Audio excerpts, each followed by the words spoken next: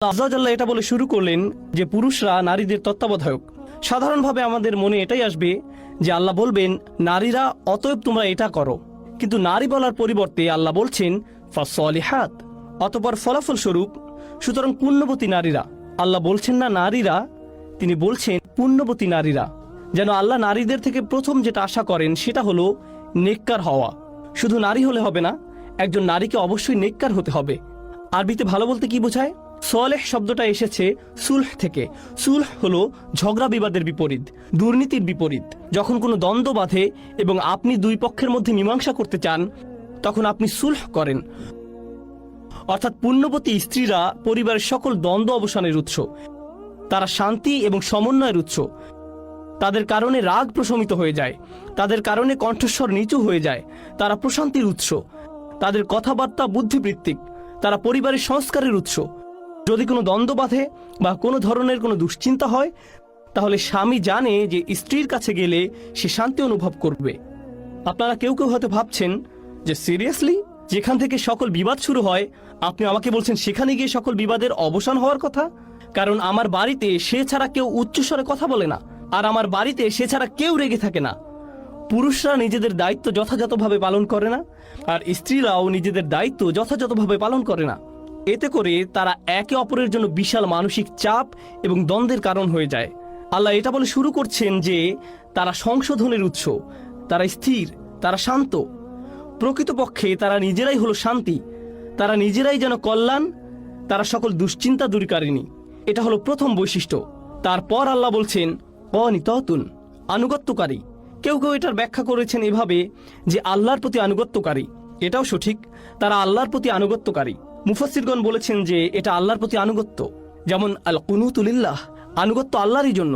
আল্লাহ বলছেন কুমুলিল্লাহি কানিতিন, আর আল্লাহর সামনে একান্ত বিনীতভাবে দাঁড়াও। অর্থাৎ শুধুমাত্র আল্লাহর প্রতি এমন চির অনুগত থাকো। কিন্তু এখানে এই প্রসঙ্গের সাথে এটার সম্পর্ক কি?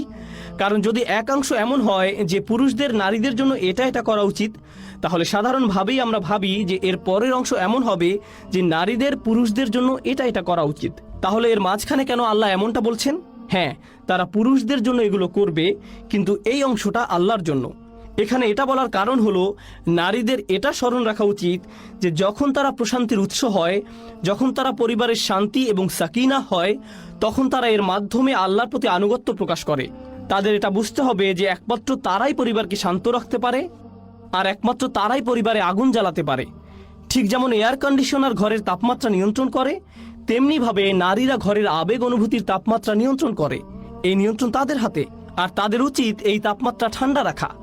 কারণ এটার মাধ্যমে তারা আল্লাহ তাআলারই আনুগত্য করে, এটার মাধ্যমে তারা আল্লাহর প্রতি অনুগত হওয়ার অধীর আগ্রহ প্রকাশ করে। তাদের উচিত পরিবারের শান্তির উৎস হওয়া। পরিবারে নারী পুরুষ উভয়েরই শান্তি বজায় রাখতে তৎপর থাকা উচিত।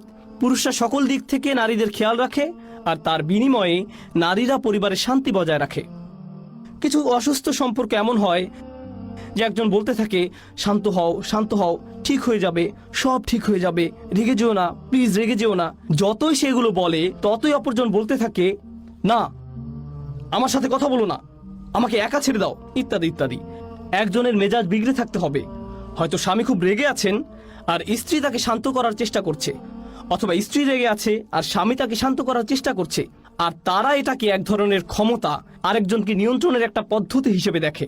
ভাবে যে আজকে তাকে সুযোগ মতো পেয়েছি, এখন যদি আমি শান্ত হয়ে যাই তাহলে আমি হেরে যাব।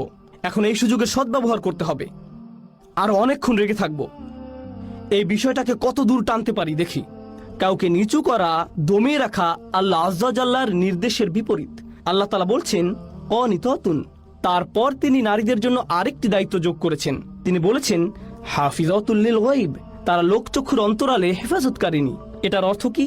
এটার অর্থ হলো যখন স্বামী বাইরে কাজে থাকেন, তখন স্ত্রী এমন কোনো কাজ করবে না যা তার স্বামী পছন্দ করেন না।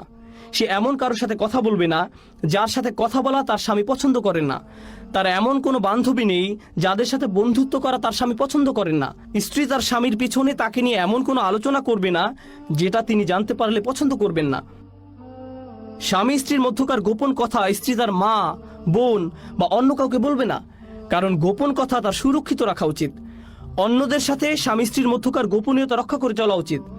তবে স্ত্রী যদি নির্যাতনের শিকার হন, স্বামী যদি স্ত্রীকে মারধর করে, গালি দেয়, স্ত্রীর সাথে আবোল তাবোল কিছু করে, তখন স্ত্রীর উচিত হবে এমন কারো শরণাপন্ন হওয়া যে তাকে সাহায্য করতে পারবে।